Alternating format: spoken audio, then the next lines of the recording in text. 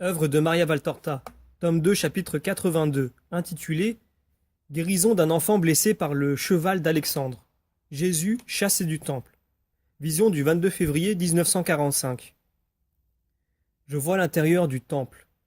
Jésus et ses disciples se tiennent près du temple proprement dit, à savoir aux abords du lieu saint où seuls les prêtres peuvent entrer.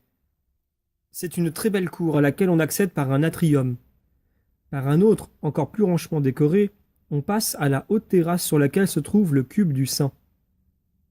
C'est inutile.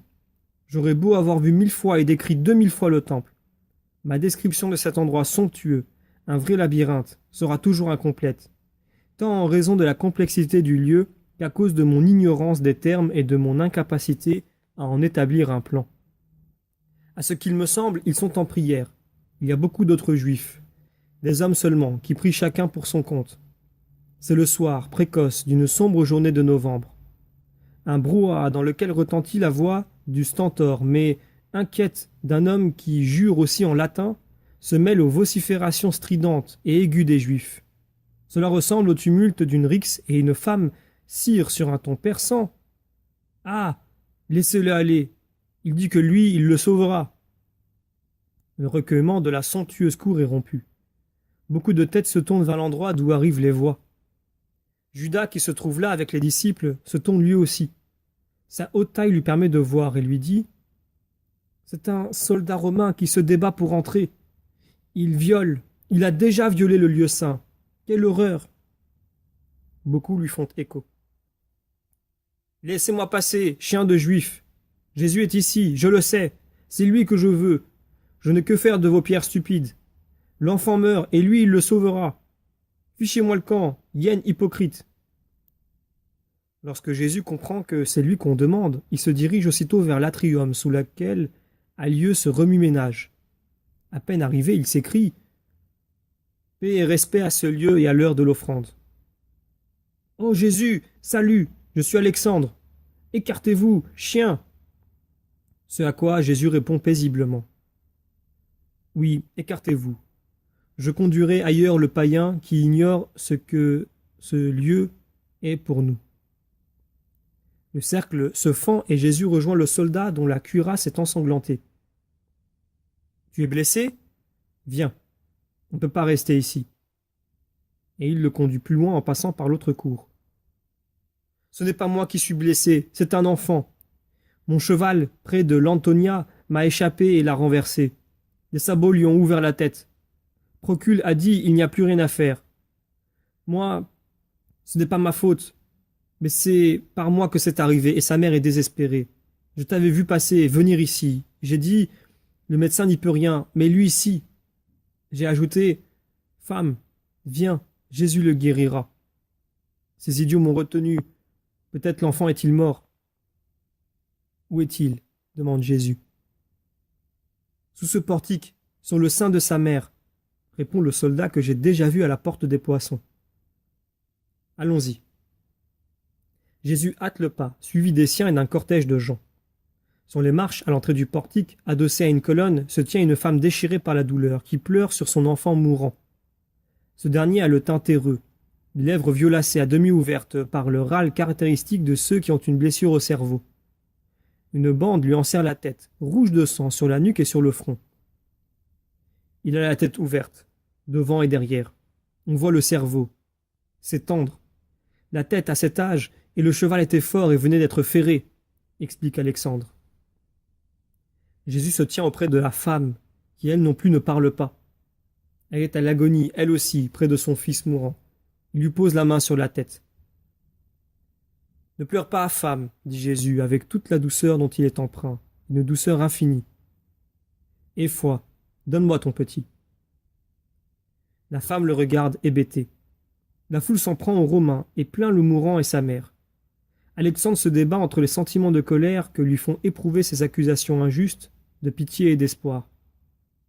Jésus s'assied à côté de la femme quand il se rend compte qu'elle ne peut plus faire un geste. Il se penche, prend dans ses longues mains la petite tête blessée, se penche encore davantage, s'approche du minois de cire, souffle sur la petite bouche qui râle. Un instant se passe. Puis il a un sourire que l'on voit à peine à travers les mèches de cheveux qui pendent sur le front. Il se redresse. L'enfant ouvre les yeux et essaie de s'asseoir. Sa mère craint que ce ne soit son suprême effort et hurle en le tenant sur son cœur. « Laisse-le aller, femme. Mon enfant, viens vers moi, dit Jésus. Toujours assis à côté de la femme, en lui tendant les bras avec un sourire. Rassuré, l'enfant se jette dans ses bras. Il pleure non pas de douleur, mais sous l'effet de la peur que lui rappelle le souvenir de la scène. « Il n'y a plus de cheval, il n'y en a plus, dit Jésus pour le rassurer.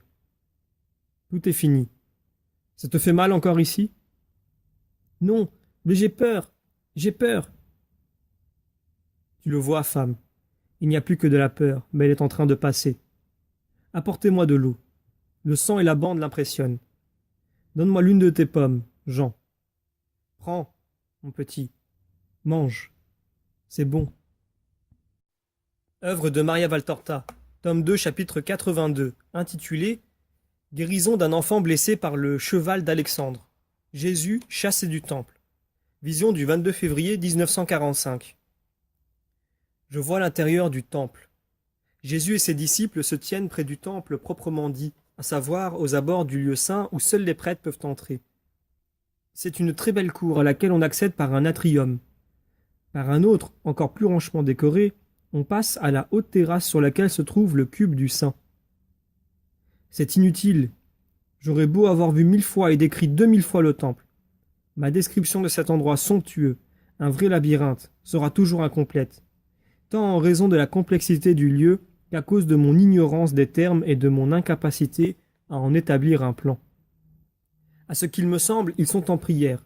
Il y a beaucoup d'autres juifs, des hommes seulement, qui prient chacun pour son compte. C'est le soir, précoce, d'une sombre journée de novembre. Un brouhaha dans lequel retentit la voix du stentor, mais inquiète d'un homme qui jure aussi en latin, se mêle aux vociférations stridentes et aiguës des juifs. Cela ressemble au tumulte d'une rixe et une femme cire sur un ton perçant. « Ah, laissez-le aller. Il dit que lui, il le sauvera. » Le recueillement de la somptueuse cour est rompu. Beaucoup de têtes se tournent vers l'endroit d'où arrivent les voix. Judas, qui se trouve là avec les disciples, se tourne lui aussi. Sa haute taille lui permet de voir et lui dit « C'est un soldat romain qui se débat pour entrer. Il viole. Il a déjà violé le lieu saint. Quelle horreur !» Beaucoup lui font écho. « Laissez-moi passer, chien de juif. Jésus est ici, je le sais. C'est lui que je veux. Je n'ai que faire de vos pierres stupides. L'enfant meurt et lui il le sauvera. Fichez-moi le camp, hyène hypocrite. » Lorsque Jésus comprend que c'est lui qu'on demande, il se dirige aussitôt vers l'atrium sous lequel a lieu ce remue-ménage. À peine arrivé, il s'écrie « Paix et respect à ce lieu et à l'heure de l'offrande. »« Oh Jésus, salut, je suis Alexandre. Écartez-vous, chien !» Ce à quoi Jésus répond paisiblement « Oui, écartez-vous. Je conduirai ailleurs le païen qui ignore ce que ce lieu est pour nous. » Le cercle se fend et Jésus rejoint le soldat dont la cuirasse est ensanglantée. « Tu es blessé? Viens, on ne peut pas rester ici. » Et il le conduit plus loin en passant par l'autre cour. « Ce n'est pas moi qui suis blessé, c'est un enfant. Mon cheval, près de l'Antonia, m'a échappé et l'a renversé. Des sabots lui ont ouvert la tête. Procule a dit « il n'y a plus rien à faire. » Moi, ce n'est pas ma faute. Mais c'est par moi que c'est arrivé, et sa mère est désespérée. Je t'avais vu passer, venir ici. J'ai dit, le médecin n'y peut rien, mais lui ici. J'ai ajouté, femme, viens, Jésus le guérira. Ces idiots m'ont retenu. Peut-être l'enfant est-il mort. Où est-il? Demande Jésus. Sous ce portique, sur le sein de sa mère, répond le soldat que j'ai déjà vu à la porte des poissons. Allons-y. Jésus hâte le pas, suivi des siens et d'un cortège de gens. Sur les marches, à l'entrée du portique, adossée à une colonne, se tient une femme déchirée par la douleur, qui pleure sur son enfant mourant. Ce dernier a le teint terreux, les lèvres violacées à demi ouvertes par le râle caractéristique de ceux qui ont une blessure au cerveau. Une bande lui enserre la tête, rouge de sang sur la nuque et sur le front. Il a la tête ouverte, devant et derrière. On voit le cerveau. C'est tendre. La tête à cet âge, et le cheval était fort et venait d'être ferré, explique Alexandre. Jésus se tient auprès de la femme, qui elle non plus ne parle pas. Elle est à l'agonie, elle aussi, près de son fils mourant. Il lui pose la main sur la tête. Ne pleure pas, femme, dit Jésus, avec toute la douceur dont il est empreint, une douceur infinie. Et foi, donne-moi ton petit. La femme le regarde hébétée. La foule s'en prend aux Romains et plaint le mourant et sa mère. Alexandre se débat entre les sentiments de colère que lui font éprouver ces accusations injustes, de pitié et d'espoir. Jésus s'assied à côté de la femme quand il se rend compte qu'elle ne peut plus faire un geste. Il se penche, prend dans ses longues mains la petite tête blessée, se penche encore davantage, s'approche du minois de cire, souffle sur la petite bouche qui râle. Un instant se passe, puis il a un sourire que l'on voit à peine à travers les mèches de cheveux qui pendent sur le front. Il se redresse. L'enfant ouvre les yeux et essaie de s'asseoir.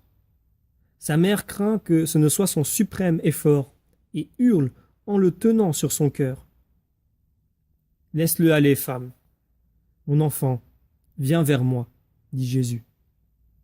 Toujours assis à côté de la femme, en lui tendant les bras avec un sourire. Rassuré, l'enfant se jette dans ses bras.